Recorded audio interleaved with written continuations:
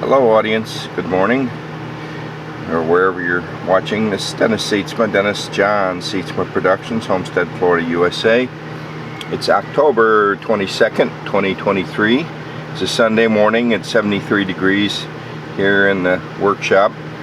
It's 7:38 a.m. on the Eastern Seaboard, Eastern Standard Time. This morning we're going to be talking about electrical troubleshooting to try to get this van to run, and a secondary issue would be getting the electric windows to work. I'm not concerned with the air conditioning right now because I know it works when it has refrigerant in it, and I anticipate having to take the engine apart to ferret out that noise. But I did buy a new Dorman switch for the windows, part number 901027. This is a 1994 Astro van. I'm one owner, which means I bought it new back in 1994. My wife and I did a considerable amount of shopping before we settled to buy this vehicle, and I have great affection for it, which is why I'm going through all this trouble. Now, if you don't have the service manual, you're going to have to go online to someplace like alldata.com or Mitchell One online, do it yourself. This is a documentary showing you what I had to go through to try to get my van back to being a daily driver. It had been a daily driver for years, but issues popped up with the fuel injection. So in future video segments, I'm going to install this new electrical connector for the fuel injection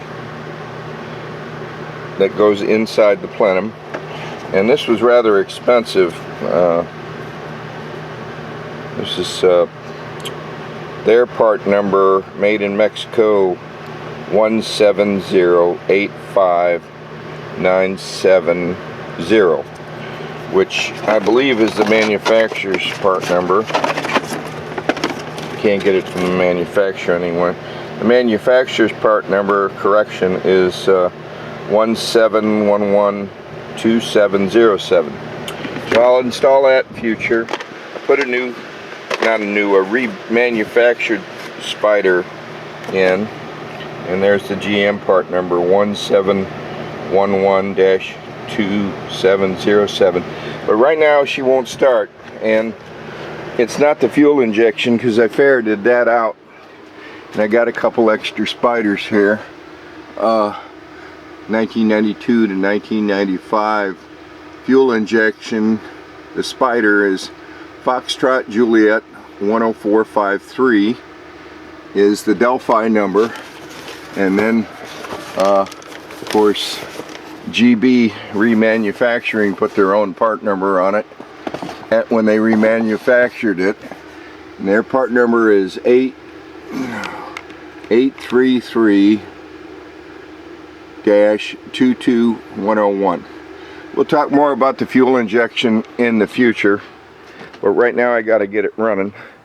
Now, there's a couple things the engine needs for it to run. Number one is fuel, so I'm looking into that first.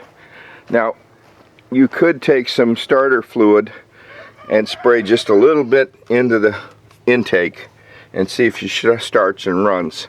We'll get to that later, but use it sparingly because it's powerful stuff, and if you have a weak head gasket or some other problem, you can actually do engine damage with it where you got to replace the head gasket. So don't spray a lot of that spray if you're trying to start it.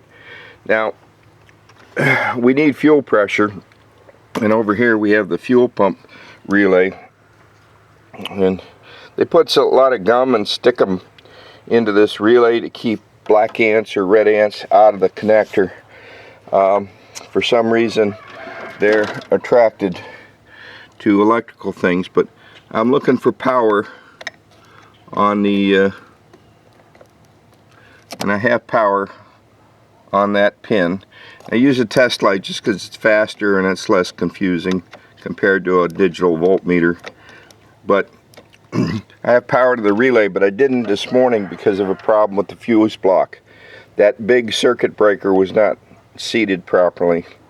So now that I did that, and I know I have power here, hang on a second, I'm going to lay the camera down for a moment without dropping it, I hope. I'm going to plug the relay back in and see if I can get power through the relay. These relays do fail occasionally. The rooster's doing his thing. Oy, oy, oy, what just broke? Everything's breaking on me. One thing at a time is. Alright. I guess the statute of limitations on the plastics is 30 years, I guess. Everything's falling apart, everything I touch. And of course I have the rust here and there. I got to take pictures. That the body shop says, no video, I want pictures. So, of course, pictures helps him document it without having to mess around with a lot of things. Alright, so we're going to turn on, and I use a continuity tester to check the fuses, and they're good. And the two silver things underneath here are the big circuit breakers, one for the windows, and the one on the bottom is for the windows, and the one on the top is for power to a lot of things. So that big one on the top has got a broken pin. The brass pin is fractured. So and this is my test light I got going to ground. You need to do tests with a fully charged battery if you can. And I'm going to back probe this. Hang on while I do that. Lay the camera down again. Sorry for the bad camera work, but I'm here by myself and I got to move fast. Alright, so let's see.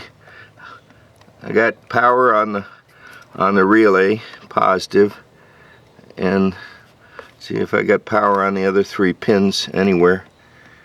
And this stuff is so gummy, I can't even get in there with the probe. But, oh, I see what it broke. It's a side terminal there. Alright, so there's power there. On the red wire we got power. The other wires, who knows. There has to be a black, so I think that's the ground, is the black one, which I wouldn't expect power there. But you gotta get power through the relay somehow.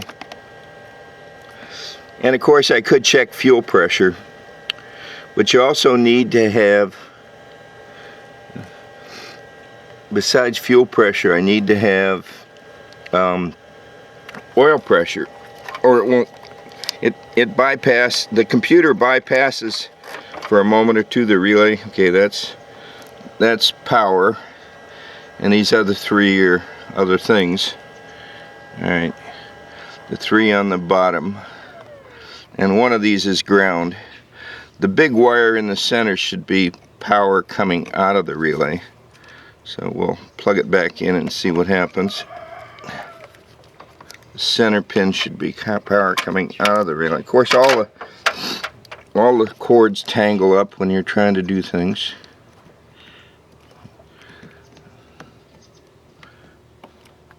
Alright, well, I don't see any power coming out of this relay. I can't get on any pin on the load side of the relay. I can easily get to the red wire on the supply side of the relay, but yeah, this is discouraging. So I guess I got a bad relay on the fuel, because between that and ground, we ought to be good. Now I have to identify which one's ground. I'll do that with a continuity tester. But I can't get power through the relay. And with my flashlight, I don't really need the flashlight right now, but just for giggles, let's see if she starts. It won't. Without that relay, it won't. Oh, it did start. Well, hell. So it was the fuse block. Now you hear that noise? Makes that noise with or without the belt. Okay, this was my objective on this van, is just to get it running. If I can get the windows to work, that would be even better. But of course I got to put this back in, and the oil pressure is not good. Hang on. See, it's doing that. Now I bought an oil pressure tester kit online to validate the oil pressure.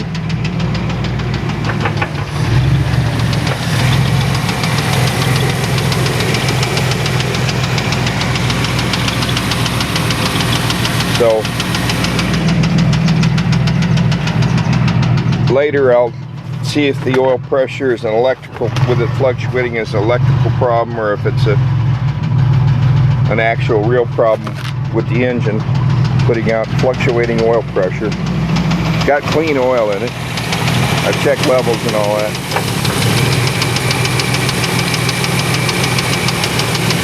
Well, getting this running, that's a good thing. I shouldn't have the charger connected though while it's running, because it could cause me problems, maybe, with the voltage and the alternator and all that. The alternator's right on 14 volts. I got a full tank of gas. Well, now that I got the engine running, and I know I got a problem with that big 30 amp breaker with the broken pin, and the way I got it to fit was I shoved some extra braided wire in there for the now. And let me put the window switch in, see if I got windows. It wouldn't surprise me if I had windows now, because without power can't get nothing to work. And I had no power before on the pink wire.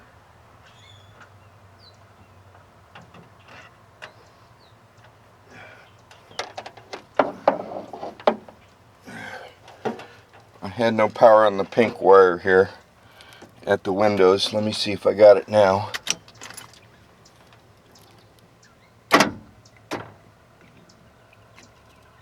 No, I still don't have power. The pink is the supply lead here, and I have to check my camera settings. Maybe I got it on zoom. I'm having trouble getting stuff in here. Yeah, I had it zoomed a little bit. But this is the connector, and the pink wire is supposed to have power on it, and I don't. So more fuse block problems, I think.